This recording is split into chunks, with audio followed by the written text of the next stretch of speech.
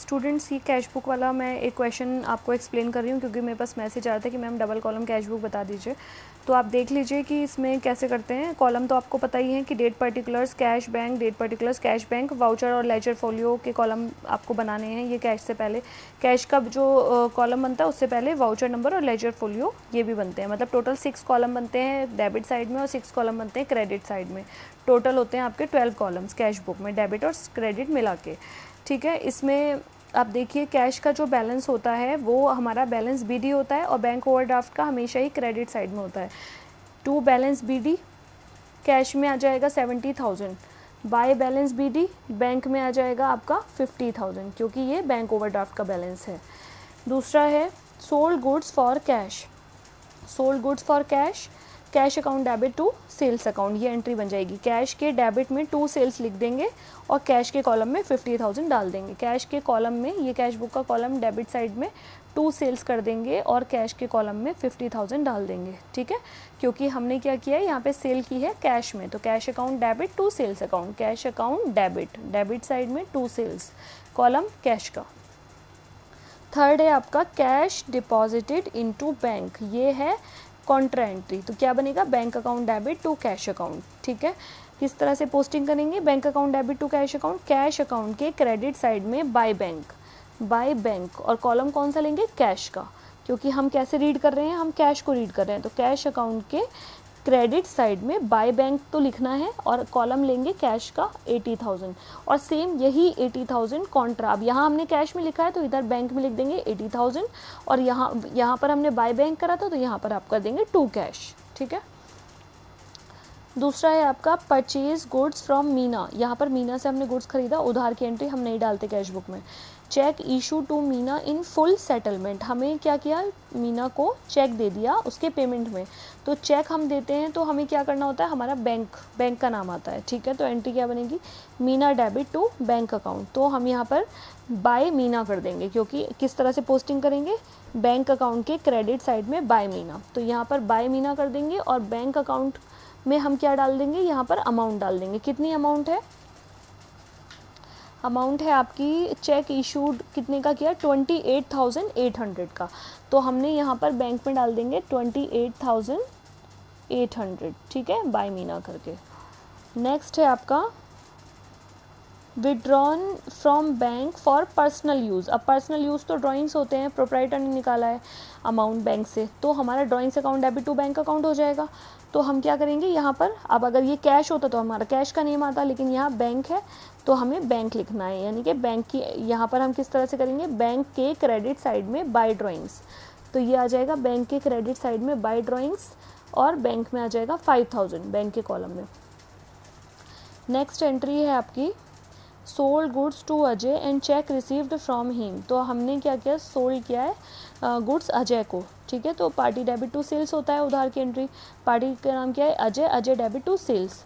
अब cheque receive हुआ है उससे, ठीक है, तो चेक रिसीव की एंट्री कर देंगे, इन हैंड है अभी चेक, लेकिन यहाँ पर क्या है, check receive from Ajay deposited into bank.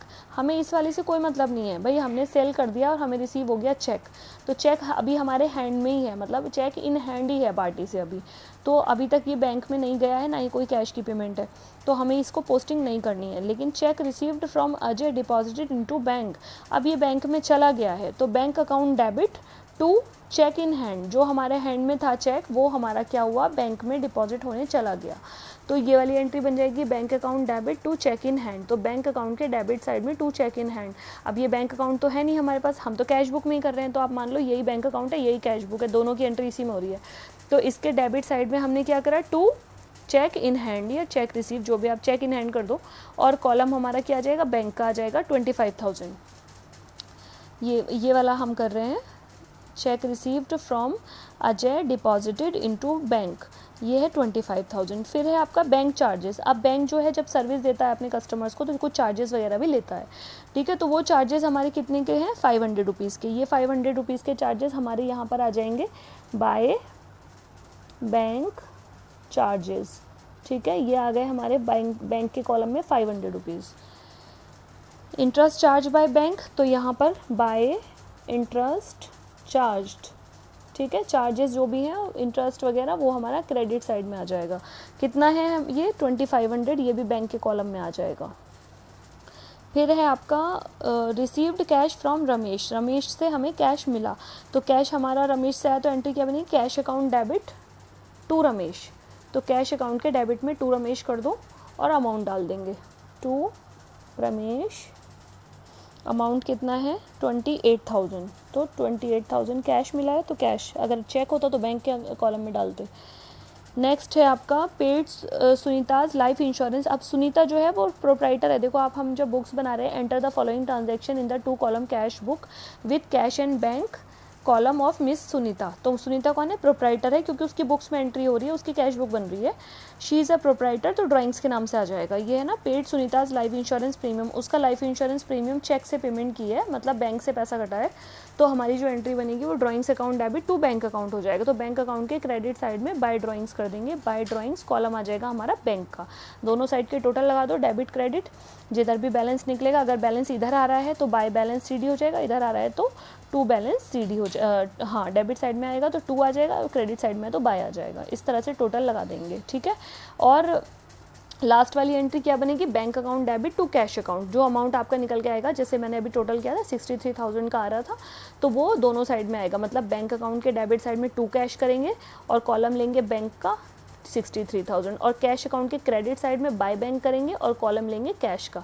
जिसको रीड कर रहे हैं उसके कॉलम में डालेंगे, जैसे बैंक अकाउंट के डेबिट साइड में टू कैश डालना है, ठीक है, तो टू कैश और कॉलम लेंगे बैंक का, क्योंकि हमने स्टार्ट इसको रीड कर रहे थे हम पहले से, अभी हम स्टार्ट कर रहे हैं रीड करना इसको। कैश अकाउंट के क्रेडिट साइड में बाय बैंक 63,000 और कॉलम लेंगे कैश का। पहले बैंक का कॉलम लिया था, फिर अब हम कैश का कॉलम ले रहे हैं, लेकिन जो लिखेंगे वो हम लिखेंगे बैंक अकाउंट के डेबिट में टू कैश और कैश के क्रेडिट में बाय बैंक।